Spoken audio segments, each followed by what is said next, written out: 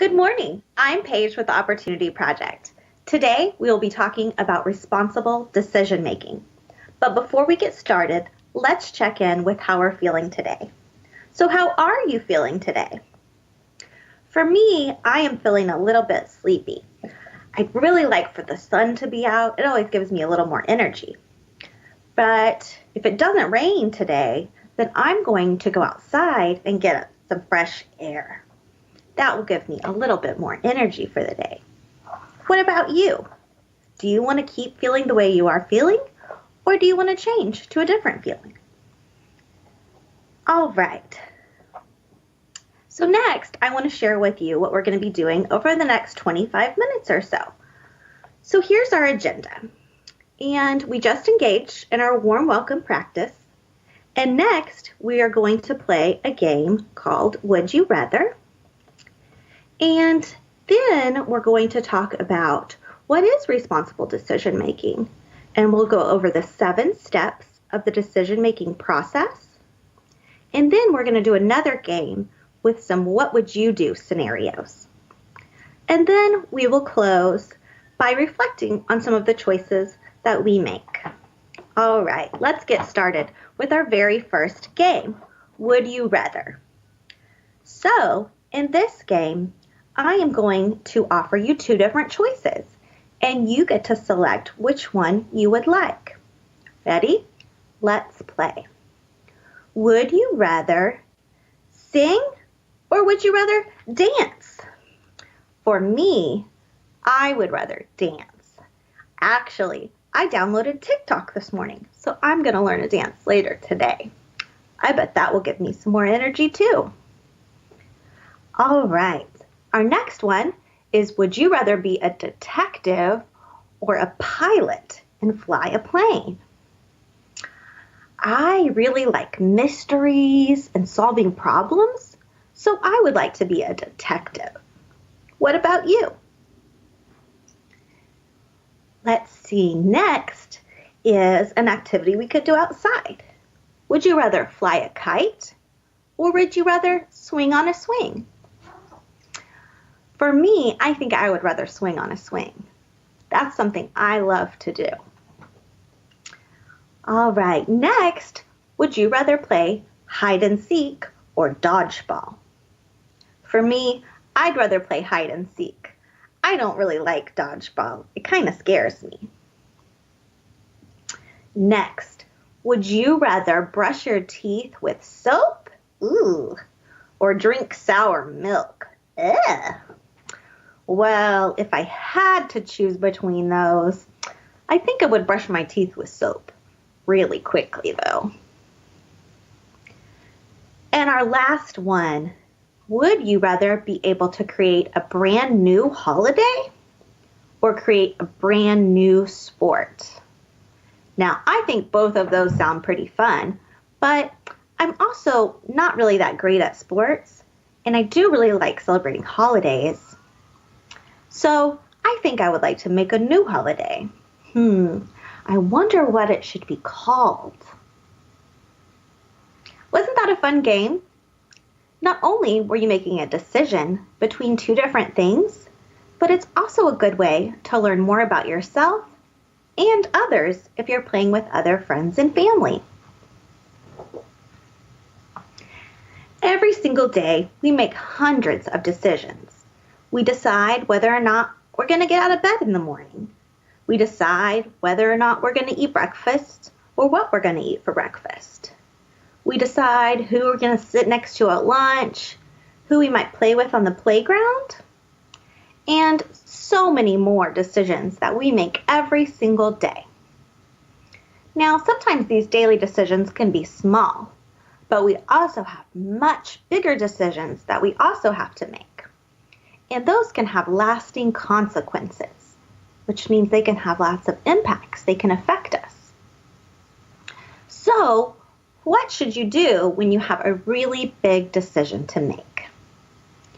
So next, we'll go through those 7 steps of the decision-making process. Are you ready? All right. So, the first step is to identify the problem. So you have to figure out what exactly is the problem and why is it important for the problem to be solved. And we also need to think about how much time do we have to solve the problem. Some problems need to be solved quickly, and others we have more time to think about different solutions. The second thing after we have identified our problem is to gather relevant information. Relevant is the information that matters while we're making this decision. So how do you get relevant information? Well, first we need to think about really what we need and what we want. We might think about our values, and then we might do some research. So how do you do research? You could do some research online. You could look in some books.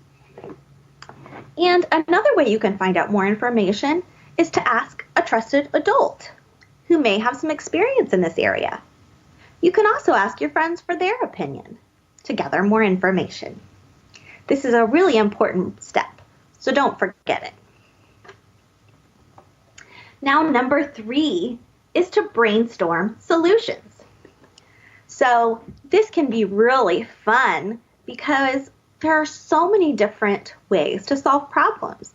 There's often not just one way, but many, and those solutions may be different for different people.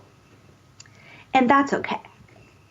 So while you're brainstorming solutions, it's really important to come up with at least 3 solutions that might solve the problem. And when we're brainstorming, if we're brainstorming with other friends, it's really important to listen to everybody's ideas. And no ideas are stupid or dumb. Everybody has ideas, and you might be able to combine different ideas. So once you've brainstormed solutions and you have 3 ideas, then you're going to identify, number 4 here, identify possible consequences. So what does this mean? This means you're going to go through all of those different solutions and you're going to think how they might impact not only you, but impact other people. And one way to do this is to make a list of pros and cons. So that means think of all the positive things that would happen with the solution, and then think of all the negative things that could happen. This really lets us make some good choices because we're able to see everything on a big piece of paper or really be able to visualize it. And also think about how the solutions, again, affect others. We don't want our decisions to have a negative impact on our friends or family. So that gets us to number 5, which is to make a choice. Now, this can be tricky because we have come up with all these wonderful solutions. And if we haven't taken the time to really think about the pros and cons of the decisions, then it can be really hard to make a choice. But it's really important not to overthink our choices. And we have to believe in ourselves and have confidence in ourselves that we can make the best choice for ourselves. So then, once you have selected the option that best solves the problem, then we'll go to number 6, which is to take action. Now, let me tell you, this is a place where you can get stuck. Sometimes people have decided what they're going to do, but then they get kind of scared and they freeze up and they don't make that choice and they don't take action. So it's really important to take action and create a plan for your choice so that you can follow through and make sure that that solution is there. Now, don't think that once you've implemented your solution or your plan that it's all over. It is super important to evaluate the outcome. And that is the last step of the decision-making process, okay? To evaluate the outcome. So, How did it go? Once you've made your choice, think about how it worked out. What worked? What didn't? And maybe think about why. Now, why do you think it's important to reflect on the choice that we made? That's right. So that next time we can make sure and make choices again when we come into another similar situation, right? Great. So next, we're going to talk about a couple of tough decisions that you might have to make. And so we're going to walk through some scenarios to help you think about how our actions can impact others. So here's a couple of situations that we're going to talk about, which you have to make an important choice. So the first one is that while you are playing with your little brother, he accidentally breaks your toy. What do you do next? Well, you might get really mad really quickly, but it's important to take a deep breath.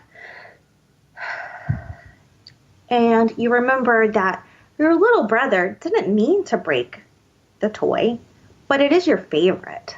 So what are you going to do? Well, the problem is your toy is broken, right? So that's the problem. Next, we want to gather relevant information. So we realize that our brother is younger than us. He doesn't have all that information that we have, and that it was an accident. And you might also talk to your mom or grandma or whoever's at home with you and talk to them, and they might be able to help as well. So next, you're going to brainstorm some solutions. So when your toy's broken, what can we do with some solutions? Well, maybe we might be able to fix our toy. Maybe with a screwdriver or duct tape, who knows? So maybe that's a solution that we could fix it. Another solution so that this doesn't happen again would be to maybe keep this toy in a place where your little brother can't get it, so that maybe he can't break it. We have to take really good care of our things so they stay together, right? All right, so what are some other possible consequences? Well, some consequences could be our brother, if we yell at our brother and get mad, what could happen? Well, that would probably hurt his feelings. So then we would almost have another problem, right? Your toy's broken, and now you and your brother are in a big fight. So next, we're going to make a choice. So we're going to list all the pros and cons of all of our choices and make a responsible decision. So again, we've kind of gone through a few of those things. If we put it up, then he can't get to it. Our little brother can't get to the toy, and it won't break. So that's the decision that I'm going to make.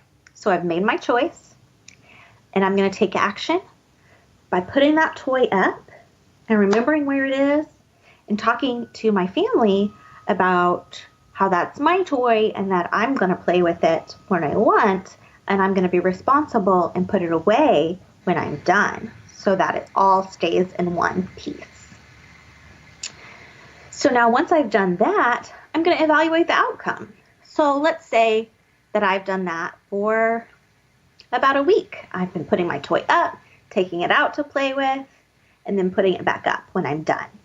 And that's working pretty well. And no more of my toys have been broken, and this one is still fixed. Great outcome, right? Wonderful. Now, there might be other harder decisions that you have to make. So, one might be that you need to study for your test, but your friend calls and wants you to play an online game with them.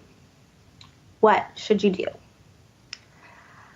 All right, so the problem is that we've got a test that we really need to study for because we want to get a good grade. But our friend wants us to play a game, and that sounds like a lot of fun. So what should we do? Well, this might be a good place to think about time. I mean, my test is tomorrow. I really can't put off studying. I wonder if I could play a game for a little while. I better talk to my mom and see if she'll even let me play a game online. So, I'm going to keep brainstorming different solutions.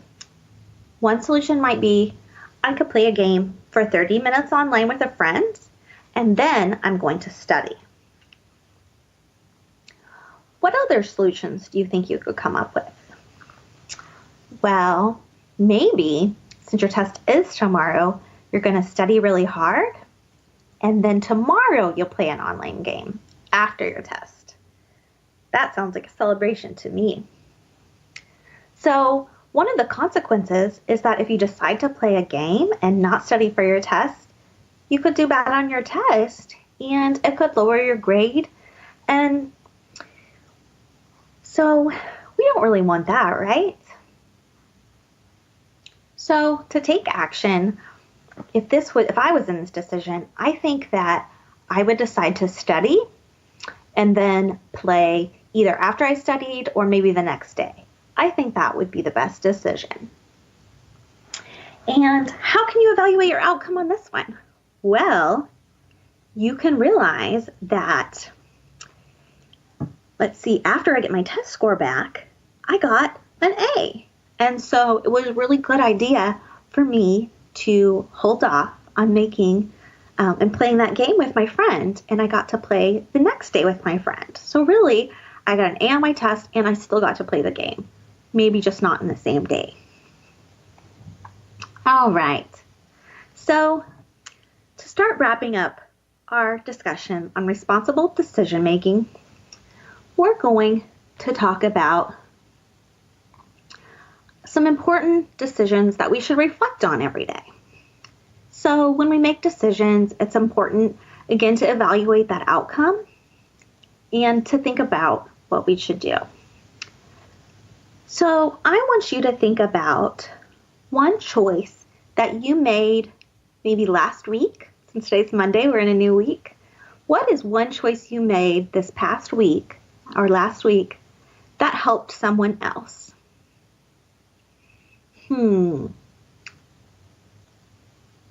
So I'm going to say that a decision I made this week or last week to help someone was my friend was having a hard day. And so luckily yesterday was a really beautiful day outside. And so she was able to come over but stay outside in our backyard. And so we were able to safely social distance, but still talk to each other. And so that was really special. And we were able to even solve some problems together. So another question might be, what is a choice that you've made this week that you're proud of? This can be something big or it can be really small. Like today, I'm really proud of myself for getting out of bed on time because it was cloudy and I was tired and I didn't want to get out of bed. But I made that decision and it was the right decision so that I could be with you guys today, right? Okay, let's think about a choice that we made that maybe it wasn't the best decision and we kind of wish we could go back and change it. So what's one of those decisions that you've made? So these are great questions that you and your family can ask each other and maybe even discuss over dinner or while playing a game. And it's really interesting to see how other people solve problems. And they may think of a solution that you never even thought of, right? Great. So let's think about some decisions that we're going to make for the rest of our day. So the next thing that I'm going to do when I finish this is I am going to have some lunch. And so I have to make a choice of what I'm going to eat for lunch. Now, I could go to a fast food place and get a burger, or I could make the choice to stay home and make myself a sandwich at home. So there's lots of pros and cons to both of those, so it's important to think through. So if I stay home and have a sandwich, I'm probably going to be eating healthier, right? So that's a good thing. The next thing is that I'm going to be saving money. That's another good thing. But if I go out and get a burger, it might taste better than my sandwich, right? And it will get me out of the house. And we've all been home a lot lately, so it would be nice to get out of the house. What should I do? I think that I'll have a sandwich today, and maybe another day this week I'll go out and have a burger. So, as you can see, there are lots of decisions to make every single day. And I'm so glad that you have joined me today to talk about responsible decision making. Again, before we leave, let's review our 7 steps of the decision making process. All right, so again, we have identify the problem. Number 2, gather relevant information. Number 3, brainstorm solutions. Number 4, identify possible consequences. Number 5, make a choice.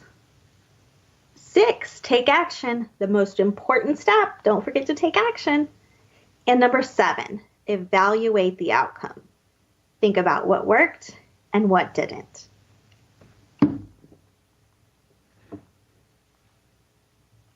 Thanks so much for joining me today, friends.